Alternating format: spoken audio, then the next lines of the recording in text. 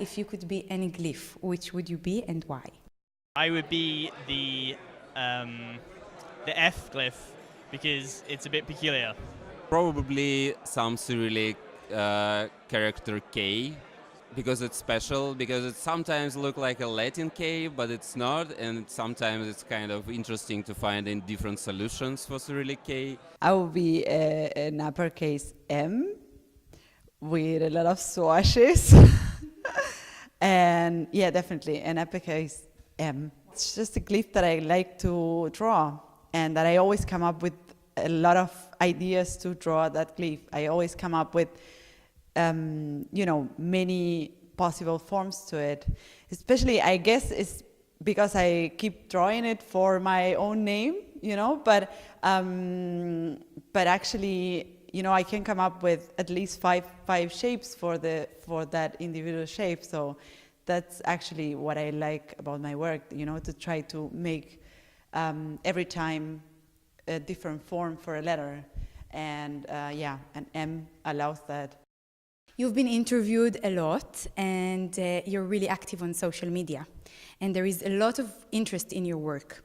Now, my question is, what do you think makes people want to follow your work and people want to interview you and have you featured in many places? I'm asking because there are many letterers, and not all of them get this kind of attention.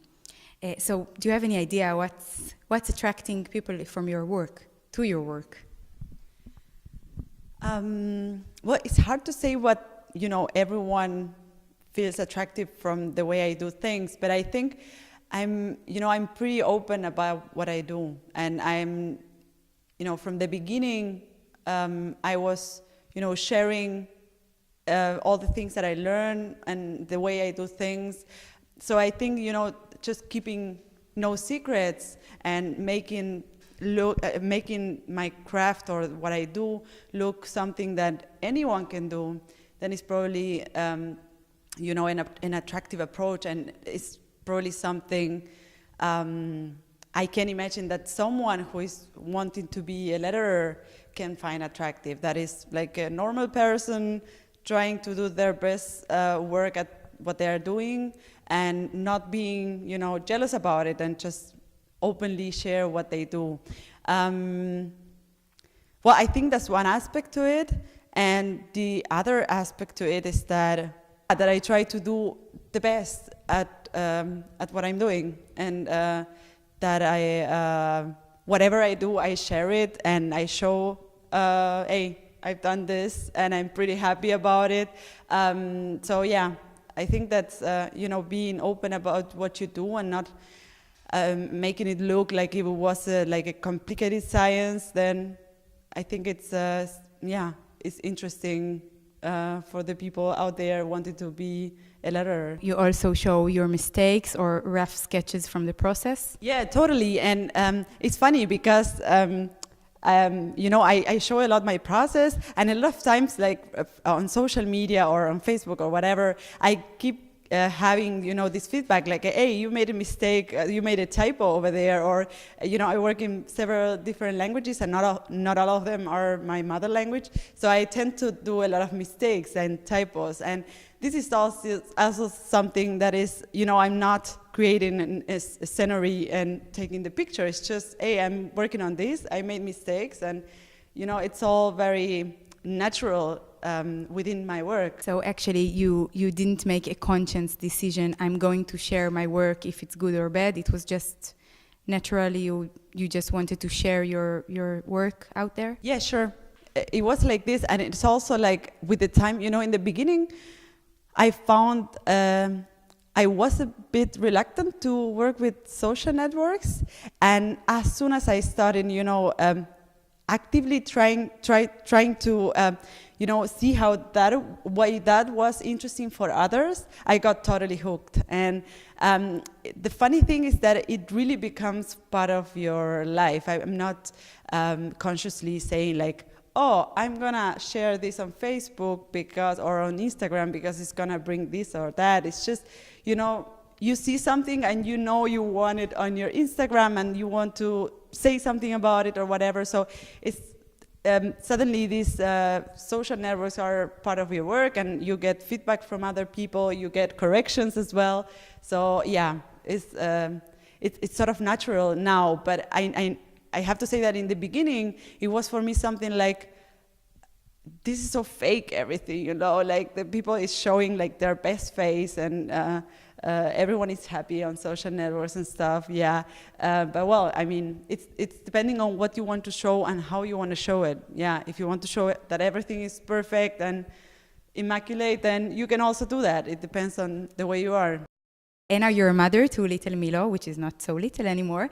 But I'm curious, as a mother myself, which adjustments did you need to do to get your work and personal life more organized? It's crazy because I normally say that I'm a freelancer, but I keep my working times like any other office. Like I go to work at 9 and I leave at 6, 7, and I try to get things done in this time. However, I don't think there's such a fixed separation between working life and personal life. I think it's all part of the same thing. And now that I have a baby, and my organization not only depends on me, but also on if the baby gets sick or he doesn't want to go to the kindergarten or things like this, which you have to adapt to. I mean, then I try, I try to be a little bit more flexible with all this. So if something comes up in the afternoon, then, well, I will have to get done that in the night. And, it's all about let the things flow in your life as they come.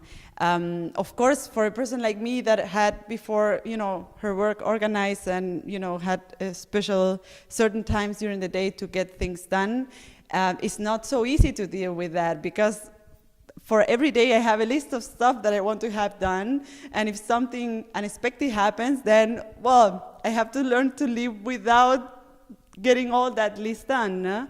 But I heard the term recently is called dynamic balance, which is this thing, trying not to keep fixed, a fixed schedule for having things done.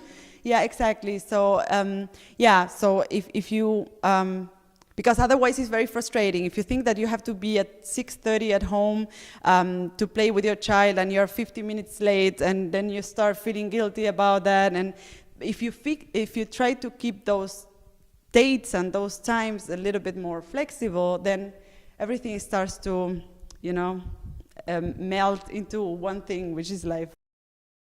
So from your talk, what would you like the ATypI attendees to take home with them? This I have very clear. What I would like the ATypI attendees to take home is, first, like the importance of lettering in design, that they understand why lettering is essential in design and will not disappear because of its importance, and also something that is or will be very clear in my presentation, that is, what are the standards for a good lettering piece. And this presentation will be actually showing what my standards are, and I'm hoping as well to get feedback from the audience in terms of, hey, you should add that or that standard as well, because that is also important for lettering. So yeah, these two things I'm hoping the people to take home. First, standards to identify good lettering work, and second, to acknowledge that lettering is an essential discipline in design.